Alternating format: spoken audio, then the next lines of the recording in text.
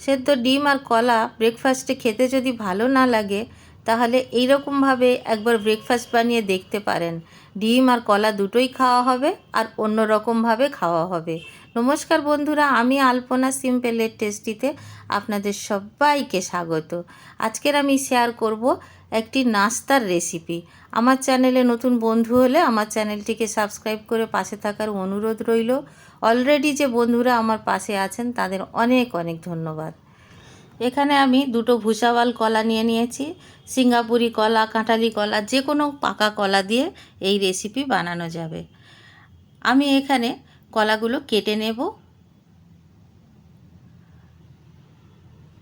আমি এক একটা কলা 3 টুকরো করে নেব। কলাগুলো আমি সব কেটে নিয়েছি।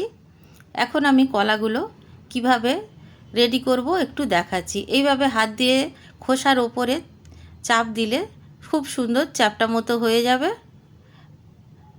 আর খুব তাড়াতাড়ি খোসার থেকে বের করে নিয়ে সুন্দরভাবে আমি রেডি করে নিতে পারবো।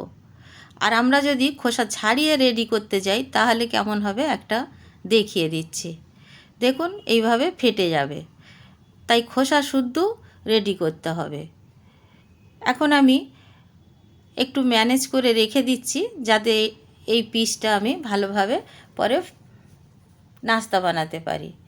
এইভাবে আমি প্রত্যেকটা কলা চাপ দিয়ে দিয়ে খোসা সমেত তারপরে খোসাগুলো খুলে নেব বা ছাড়িয়ে নেব।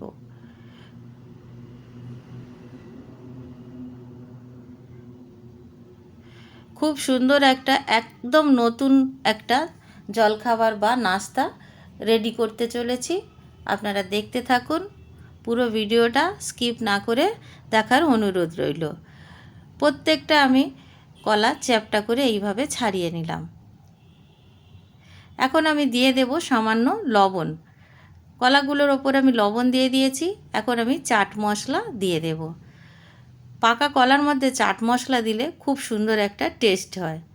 এখানে একটি পাত্রে আমি নিয়ে নেব 2 চামচ ময়দা আর 1 চামচ চালের গুঁড়ো। আমি টেবিল চামচের মাপে নিয়েছি। আর এখানে আমি দিয়ে দিয়েছি 1/4 চামচ কালো জিরা, স্বাদ অনুসারে লবণ দিয়ে দিয়েছি। এখন একটা ডিম ভেঙে দিয়ে দেব। দুটো কলার জন্য একটা ডিম যথেষ্ট। খুব ভালো করে শুকনো উপকরণগুলো একটু মিশিয়ে নেব ডিমের সাথে। দিয়ে দেব সামান্য জল।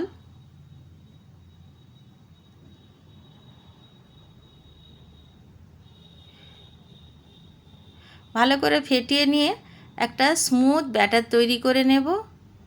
একেবারে মসৃণ গলা তৈরি করে নিতে হবে। আমি এখানে গ্যাস জ্বালিয়ে একটা ফ্রাইং প্যান বসিয়ে দিয়েছি আর রিফাইন্ড তেল গরম হতে দিয়ে দিয়েছি। এখন আমি কলাগুলো নিয়ে এইভাবে ব্যাটারের মধ্যে দিয়ে ভালো করে কোট করে নেব আর তারপরে ফ্রাইং প্যানে তেলের মধ্যে দিয়ে দেব। তেলটা আমি ভালোভাবে গরম করে নিয়েছি। প্রত্যেকটা কলার পিস এইভাবে ব্যাটারে ডুবিয়ে ডুবিয়ে আমি ভাজার জন্য দিয়ে দেব।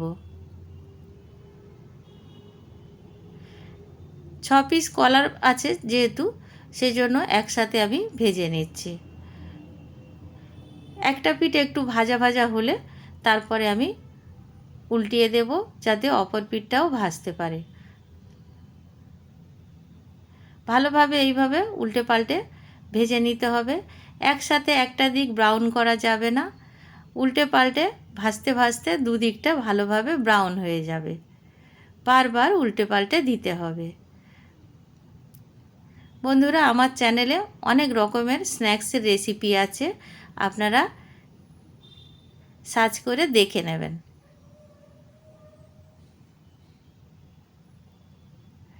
এইভাবে উল্টে পাল্টে বারবার যখন এইরকম কালার এসে যাবে, একদম বাদামি কালার এসে যাবে, তখন আমরা গ্যাসের ফ্লেমটা একটু বাড়িয়ে দেব। তাতে কি হবে, তেলটা আর শোঁক করবে না বা তেল চপচপে লাগবে না। আর গ্যাসের ফ্লেমটা বাড়িয়ে দিয়ে তারপরে আমি তুলে নিচ্ছি। এখন আমি গ্যাসের ফ্লেমটা বন্ধ করে দিলাম। আর দেখুন কত সুন্দর দেখতে হয়েছে। ভালোভাবে তেলটা ঝরিয়ে নেব, নিয়ে একটি প্লেটের মধ্যে রেখে দেব। টিস্যু পেপারের ওপর আমি দিয়েছি, কিন্তু টিস্যু পেপারের ওপরে দিয়ে বেশিক্ষণ রাখা যাবে না। টিস্যু পেপার থেকে পরে খুলে নিতে হবে। আর দেখুন কত সুন্দর দেখতে হয়েছে, খেতেও দারুণ লাগে, একেবারে অন্য রকম। একটা আমি কেটে আপনাদের দেখাচ্ছি।